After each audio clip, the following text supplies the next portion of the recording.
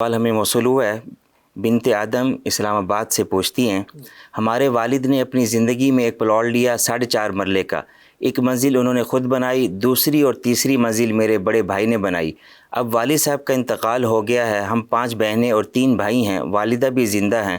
ایک بھائی کو والد صاحب نے اپنی زندگی ہی میں اس کا حصہ دے دیا تھا، اب 2 بھائی اور 5 بہنیں ہیں اور والدہ ہیں۔ اس وقت مکان کی قیمت 1 کروڑ روپے ہے۔ مفتی صاحب، شریعت کے مطابق سب کو کتنا حصہ آتا ہے؟ ہمارے بھائی تو ہمیں 1 لاکھ بھی دینے پر آمادہ نہیں ہیں۔ بسم اللہ الرحمن الرحیم۔ قرآن مجید فرقان حمید میں ارشاد باری تعالیٰ ہے، یا ایھا الذین آمنوا لا تأکلوا اموالکم بینکم بالباطل۔ آخر اس سے آگے بھی آیت ہے، میرا مقصد صرف اس مسئلے کی جانب اشارہ کرنا ہے۔ خالق کائنات نے فرمایا، ایمان والو ایک دوسرے کے مالوں کو ناحق نہ کھاؤ، باطل طریقے سے نہ کھاؤ۔ کوئی بھی بندہ اگر کسی کے حق پر ڈاکہ ڈالتے ہوئے جناب اس کی زمین پر قبضہ کر لیتا ہے، کریم آقا علیہ الصلوۃ والسلام فرماتے ہیں، جس کا مفہوم ہے کل بروز قیامت اس زمین کا طوق بنا کر اس کے گلے میں ڈالا جائے گا۔ اور ایک اور روایت کے اندر آتا ہے جس کا مفہوم ہے کہ اس جو زمین جس کے اوپر قبضہ کیا ہے 7 زمینوں تک اس کو دھنسایا جائے گا۔ تو اتنی سخت وعید ہے جناب، چند ایام کی زندگی کے لیے کسی کے حق پر کیوں ڈاکہ ڈال رہے ہیں؟ میں یہ بطور تمہید باتیں اس لیے عرض کر رہا ہوں کہ ہمارے معاشرے کے اندر ہر بندہ جناب قبضہ گروپ بنا ہوا ہے۔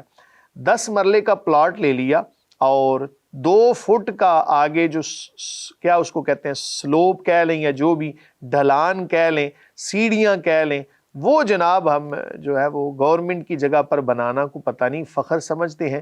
تو اس لیے اپنی جگہ جو حد بندی ہے اس کو ملحوظ خاطر رکھیں۔ 1 انچ بھی جگہ کسی پر قبضہ کر لیے، بلکہ کوشش کریں اپنا حق چھوڑ دیا کریں تھوڑا سا، تاکہ رستے کھلے ہوں۔ کریم آقا علیہ الصلوۃ والسلام نے رستوں کو کھلا کرنے کا حکم دیا ہے۔ قطع نظر اس کے، میں یہ بات عرض کر رہا ہوں، قطع نظر اس کے کہ کون کون اس کے اندر ملوث ہے، ہمیں بہرحال بحیثیت قوم اپنی جو ہے وہ اپنے معاملات کے حوالے سے شریعت کو فالو کرنا چاہیے۔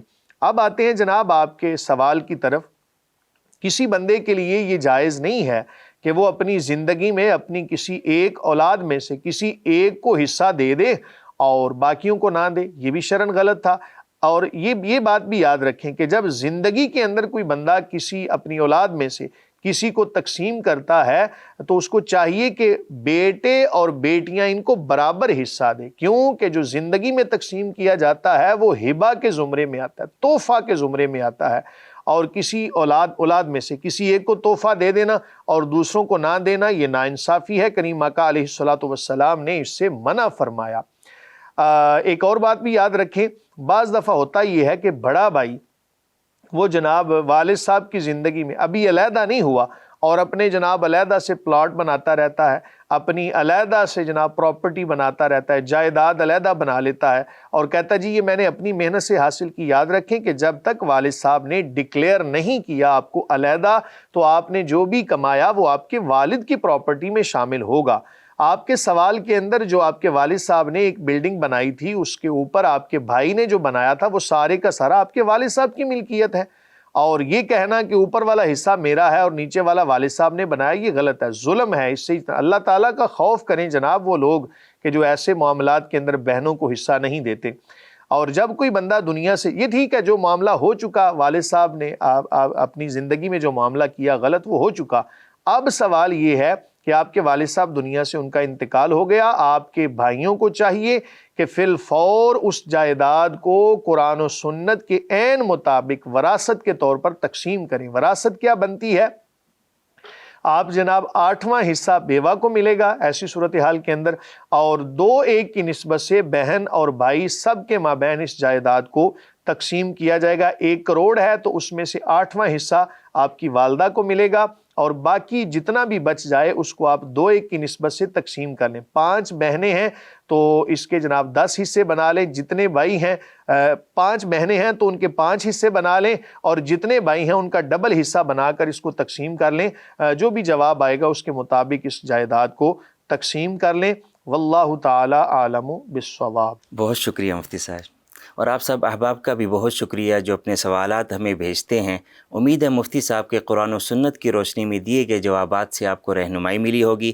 سب دیکھنے والوں سے گزارش ہے، کسی بھی دینی، شرعی، اخلاقی اور اصلاحی معاملے میں اگر رہنمائی چاہتے ہیں تو مفتی آن لائن میں اپنے سوالات سکرین پر دیے گئے نمبر پر بھیجیں، یا آپ ہمارے سوشل میڈیا کے ذریعے بھی ہم سے رابطہ کر سکتے ہیں۔ واٹس ایپ پر بھی آپ اپنے سوالات لکھ کر بھیجیے یا وائس نوٹ کے ذریعے بھیجیے۔ کالز ہم ریسیو نہیں کر سکتے، آپ کے سوالات کو ہم پروگرام میں شامل کریں گے اور ان کا مکمل شرعی حل بتائیں گے۔ سب دیکھنے والوں کا بہت شکریہ۔ وما علینا الا البلاغ۔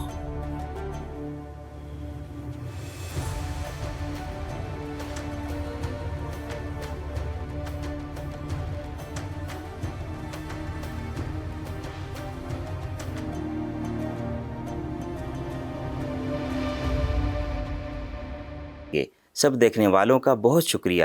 وما علینا الا البلاغ۔